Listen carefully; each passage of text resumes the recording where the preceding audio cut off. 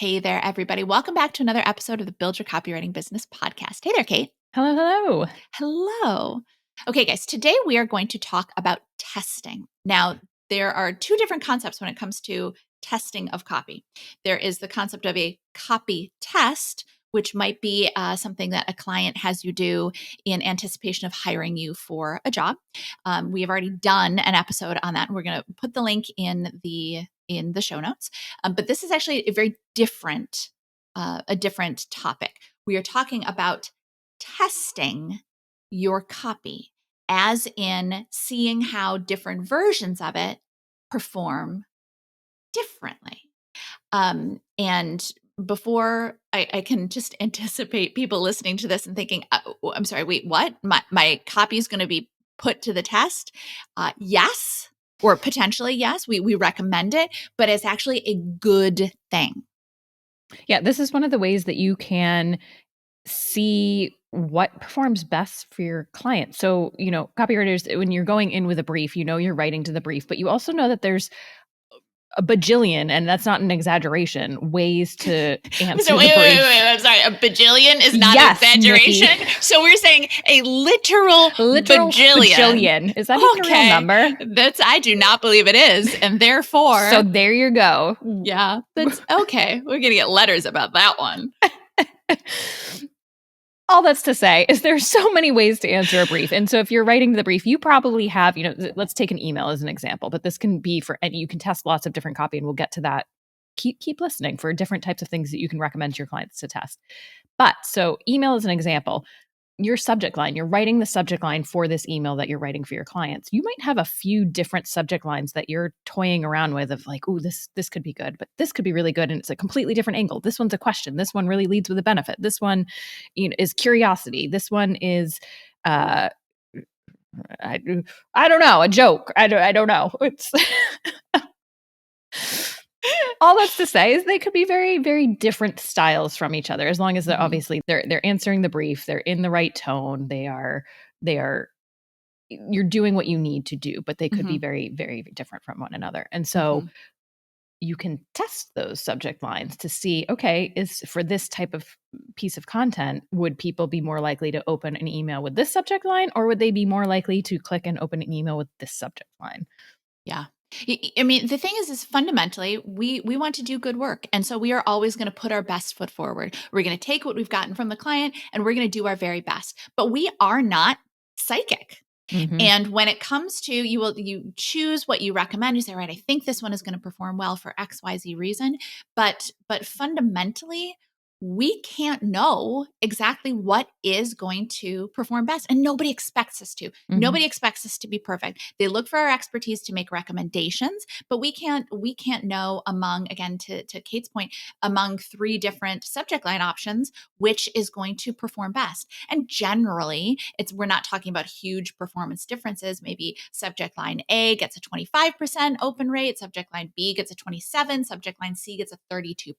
So we're not talking like nobody opens this one at all and everybody opens this one.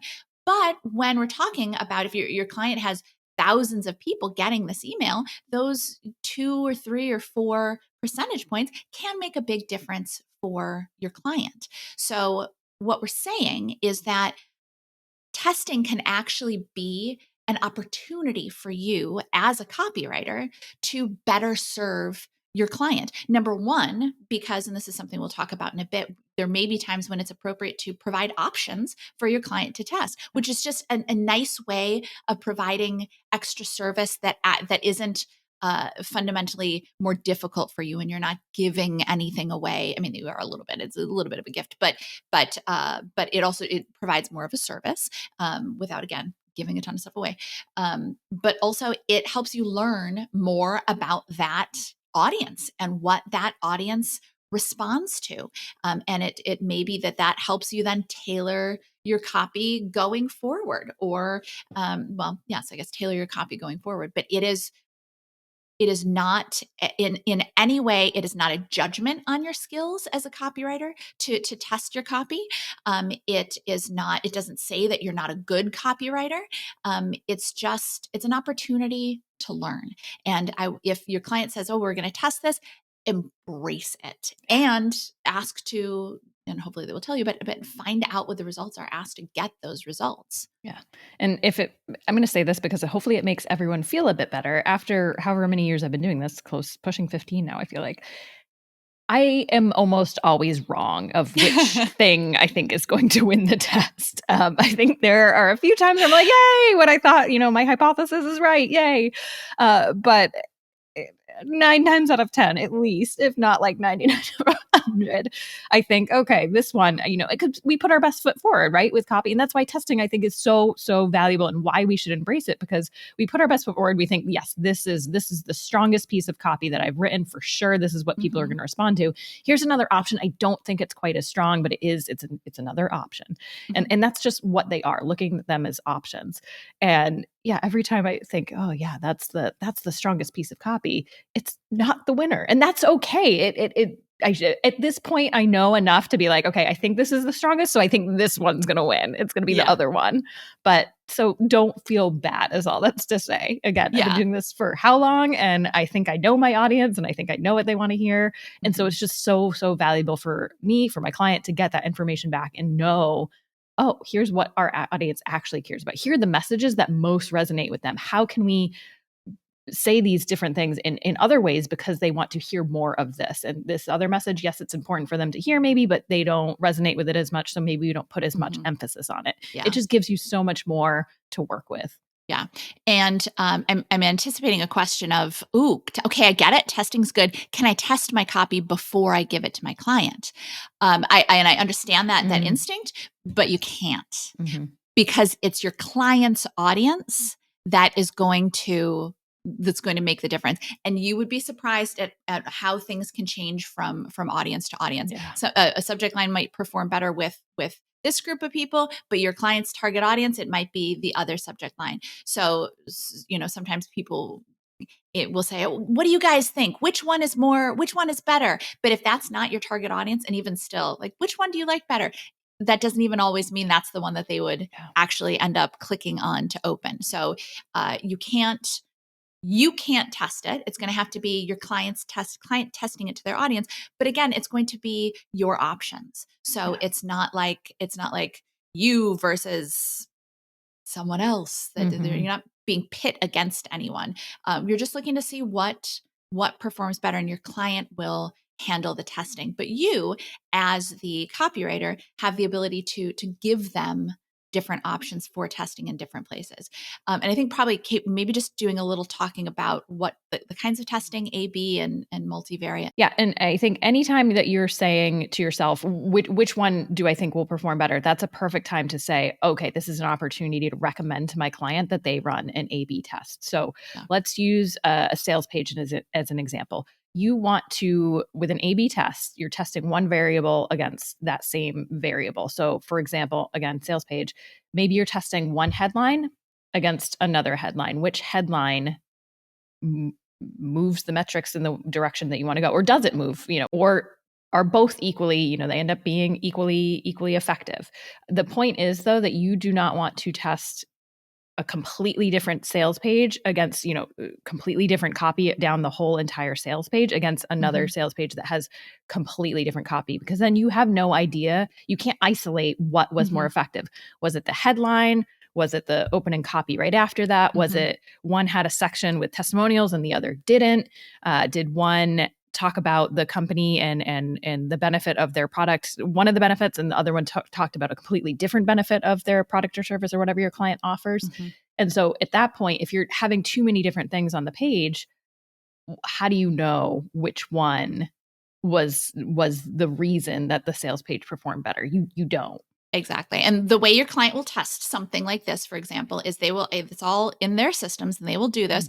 They'll build out two different versions of the sales page. Again, like Kate said, and this is just one example of what you could test. They'll build out two versions of the sales page, identical except for the two different headlines, and they will send traffic, the equal amounts of traffic, to both pages. The separate people, of course, you don't want person one getting to both pages, but they will split the traffic, which is why an A/B test is also sometimes called a split test. And they will just see, based after a certain period of time, because there are all kinds of math and analytics involved and all this kind of thing. But after a certain point, when they've reached a high degree of certainty, they'll look and see, likely for a sales page, what they might be testing is to see how many people purchased on a sales page. For a subject line, for example, they'd be looking to see if you did an A/B test for a subject line, which again, like Kate said, the body of the email stays exactly the same. But if you're testing the subject line of an email, you're likely testing to see if which one has the higher open rate. Because as we know, subject lines are important. If people don't open them, they don't get to see the whole rest of it. So it's a very simple, straightforward test. But with that simple, straightforward test, there are so many different things that your client could test. Mm-hmm. And so many of the ideas, there are so many opportunities for copy, testing copy. So again, headline a sales page, it could be headline an opt-in page. It could be adding a section on an opt-in page that talks about something specific that the control version didn't talk about. And so when we say control version, we just mean whatever they're using now that you want to test the test version against. So whatever's kind of the status quo, if you will, for your client against your test version. Mm-hmm. You might, within an email, body of an email, test the call to action is another great piece of copy to test. What language you're using on the call to action. I always joke about the, click here for blah, blah, blah, how dated it feels, but it often works because depending on your audience, they might need that specificity of, I have to click this button or this text link or whatever it is. And so testing all of those key, the most important areas of copy is so huge. But as a copywriter, you can also recommend to your client to test if there's an image that you think, okay, maybe this image of palm trees, what if it was a cafe setting? Does that make a difference to the audience? Do they respond better to one image over the other? You can absolutely feel free to recommend these sorts of things to your clients. I think another thing, depending on who you're working with, often they don't incorporate enough testimonials or customer feedback on there wherever. And so you might say, hey, do you have customer testimonials? Can we incorporate into this email sales sequence at key areas? Can we incorporate it on an opt-in page or a sales page or whatever? And so you can start seeing what other companies and your other clients, companies, whatever, are doing and say, could we test that with my client? Even if it's a completely different industry. I think that's one of the nicest things about working with a ton of different clients across a ton of different industries is you get ideas that you can then bring to your clients, and it brings so much more value to them by having all of this knowledge from what other people are doing in their marketing. Yeah. The fun thing I think about testing is that as a copywriter, we can test just about a bajillion different things. A literal bajillion. I know I'm using it's the joke. If you're going to write in about Kate, not write about me. Plenty of other things you can write in about me for. But even as granular as the text on a button, take me there versus sign me up or whatever. I wouldn't recommend take me there, but where you take me? I don't know. I would know if I was working on the project, but you might not want to get to the point of granular in a big body of copy changing one word, because that's probably not going to be enough to make a difference. But you can change a section of copy. You can add, and there are projects that also lend themselves really nicely to testing. If I'm doing email copy for a client, for example, I will often just automatically send through a couple of different versions of subject lines. Just the subject line. If they want to test more, if they want to test email body versus A versus B, they're going to need to hire me for that. But not likely, all the time, when I'm writing email copy, I'm naturally coming up with a couple of different versions of the subject line. And they're like we've been saying, they're based on what I know about the client, what we're trying to do, what I know about the target audience, all that kind of thing. And I'm not psychic. I wish I were. I'm not psychic, so I don't know. So I might send through and let the client know, say, hey, I sent through a couple of different versions of subject lines. If you want to test them, the lead one is the one I'd recommend, but I have a couple other ones if you want to test them. And clients are generally very grateful for that. And then there are other kinds of projects where testing is kind of built into it. If you're writing meta ads, for example, meta ads, it's a fundamental, it's a testing playground because you are constantly testing to see what performs against another thing.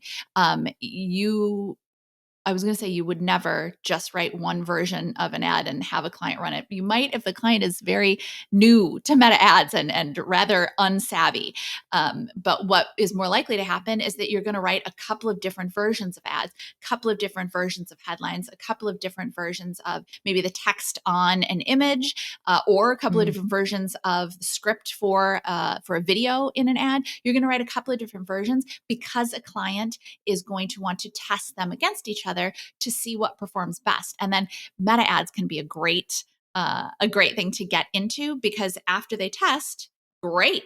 Eventually, at some point, that's going to get old. They're going to need to test new stuff. And as you get to know them and as you get to know their clients, you can really dig into what's going to perform. When you're running test after test after test, you can really get a good understanding for what that target audience wants and needs to hear. Yeah, I think as you're talking, length is such a good thing to test, especially with meta ads. Is a shorter ad more effective and people click through on those more often than they do a longer one? Or does the audience really like and want more detail and read through a whole post before they click through? With videos, I think of hooks almost like headlines in a video. What's the first line of that video? And does it make it more likely that people will watch more of the video? Does it increase the watch time of that video? There's so many. It can be overwhelming. So I think focusing yourself and making sure, I think email is a great example. I do the same thing. I always give a client multiple subject line options for them to either end up choosing one or end up testing if that's what they decide. I think with other things, I think it's having a conversation with your client to make sure, hey, I think this would be a great opportunity to test this against this. Are you comfortable with that? To make sure you're building that into your quote so that you are being compensated for it. Because obviously, if you are writing 3 different meta ads, you want to be paid for those 3 different meta ads, not just one. Or even with a sales page, sometimes the headlines, it might take you a significant amount of time to kind of think of multiple different headlines that you think are valuable enough to test against each other. But certainly if you're doing additional sections of copy to insert into these projects to test, to say, okay, if we add something about our team and how great it is, does that impact this page? If you're creating more, is all that's to say, you want to make sure you're compensated for that. So to talk about it. And obviously with testing, you can always take away too, to see, okay, we have too much content on the page. Maybe if we scale back and remove these sections, what does that do? That's absolutely an option too. But I think just as you're going through this process, making sure you're not creating more for work for yourself that you're not compensated for. You want to be compensated for everything that you're doing. Yeah, exactly. And to be clear too, when we say like I provide a multiple options, we mean 2 or 3 like 3, subject yeah. lines. Yeah. Don't ever send through, I came up with all these subject lines. You're doing your client a disservice. You are here to make recommendations. Not only that, but you want to recommend not all 20 that you come up with are good. Yeah, exactly. Very rare that you would have 20 really stellar options. Exactly. And on top of that, the work that you do, the testing work, if it's not built into the original scope, then that's something you have to price out separately. So again, like Kate said, if you're talking about testing at the very beginning and they're saying, yes, we know we're going to want to test XYZ, great, then build that into the original project. But if they come back and say, hey, we'd like to test this, or you say, hey, are you interested in running tests on these and seeing how they perform, see if we can increase these conversion rates a little bit. That doesn't mean that that's part of the original project. Then you come up with a new quote for the additional testing elements. So testing is not automatically built in unless you build it in. You do have to build out an additional, and if they come back and say, great, now we want to test, all you have to do is with anything out of scope. You say, absolutely, I'm so excited to do this. I already have some ideas. Let me work up a quote for you and I'll get it over to you by end of day. Yeah. And anytime that you're asking your client to test something, definitely put it on your calendar to follow up with them to say, Mhm. hey, have you run this test yet? Do you have results that you can share with me? It might take them a while depending on when they're implementing it. And again, to reach that kind of threshold to know whether or not the test has enough people going through to have numbers that allow them to say, yes, this is the winner. But once you have those results, this is such a great time to repitch your clients. This is a great time to say, okay, this is how it performed. If they had goals for how it performed and it didn't meet them, or it did, or exceeded, whatever, it doesn't matter. I think the point is it's an opportunity to say, hey, either that's great that it performed like this, or okay, it's a bummer that it didn't perform like what we expected. I have some ideas for how we can make it perform even better. Mhm. In either case, even if it performed well, there's always opportunity. Again, to Nikki's earlier point, even if it's only half a percentage point that it increases an open rate, that could be thousands of people, and that gives more opportunity for them to do whatever it is later on in the process that the client might want them to do. The more people seeing and consuming the information, the just more opportunity there is for them to hit their other goals. So, Yeah. repitch.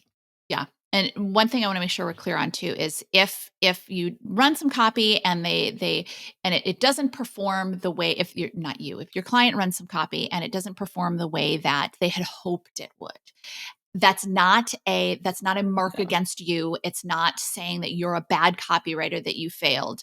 Because remember too, your client was also part of that. Your client got the copy, they thought it all through, they worked it through with you. It was likely some back and forth to really perfect it, and you can't know. One can't always know in advance what's going to happen. You will do your best, but again, you and your client both, so really your client signed off on that copy. So if copy does not perform the way that you want, the way that your client wants it to, your client is not going to be thinking, oh, what a cruddy copywriter, because your client was also culpable, isn't the right word, but just as responsible for the results as you are, more so, frankly. So it just happens. It just happens sometimes. There have been plenty of projects that I've worked on for clients, plenty of projects that I've worked on in our own company where it doesn't perform the way you expected it to. But the great thing is that there are always opportunities to improve. And if there's a one-time launch or something like that, it's yes, okay, that's a little bit different, but it's very rare that there is a one-time opportunity to do something. There will almost always be opportunities for iterations and improvements. And I think one of the things we forget as copywriters, we're not, yes, we're the ones providing the messaging, but we're one part of the marketing machine, if you will. Even if you're working just you and your client, who's the one getting the traffic into whatever, if it's an email, Yeah. who's getting the people that are receiving that email? That's not on you. They might have cruddy people on their email list that aren't the right audience. And so, yeah, that's going to impact open rate, click-through rate, all of that. They Very might, nice people, but just maybe not the right yes, audience. not exactly. These are great, great, fantastic humans. They just, it's maybe your client's selling, I don't know, a bird seed, and these people just really don't like birds. Not the right audience. Maybe they're just cat people, and Hmm. Hmm. that's But it's valid. yeah. I think this is a great point because, I think sometimes people think, well, the sales page didn't perform the way we wanted it to. Yeah, but there's so many different factors. There is the design, of course. There's number one, what they are selling. Number Mm, two, what the audience is that's getting to this page, when how they're they're getting getting there. to Yeah. this page, how they're getting to this page. So results are very rarely going to be just on you as the Yeah. copywriter. Especially if you didn't write, thinking about a sales page, by the time they get to the sales page, they've hopefully they're not sending, well, depending on what it is, they're most likely maybe not sending direct traffic to that sales page. But even then, if they're running ads directly to the sales page, who wrote that ad? If you didn't write that ad and you don't have Mhm. control over the other elements of getting people where they're going, and that's why it's so important to ask for things that are coming before whatever piece you're creating, a piece of copy you're creating, what's coming after. So kind of what's surrounding your piece of copy, what messaging are the audience getting beforehand, where are they going after? So you have the context for your project. But if you don't have control over what those things are, then that obviously can impact. It's also nothing that you're doing and creating is isolated. It's not. It's Mhm. not in living in a vacuum, and so it's not fair to put that pressure on yourself if something doesn't have some crazy, amazing result that you hoped it did. Mm-hmm. But you can be part of taking advantage of the opportunity to improve it. Yes. And that's where testing comes in. And that's part of why testing can be so much fun and so valuable when you're working with a client. So if a client starts to talk to you about potentially running tests on your copy, this is something that not only should you embrace, but you might even want to be excited about, because you will learn a ton. And we'll wrap it up there. With that, we will catch you guys in the next episode. Bye, everybody. Like what you heard? Hit subscribe so you never miss a video. And if you're ready to take the first step toward becoming a copywriter yourself, sign up for a free video training right here.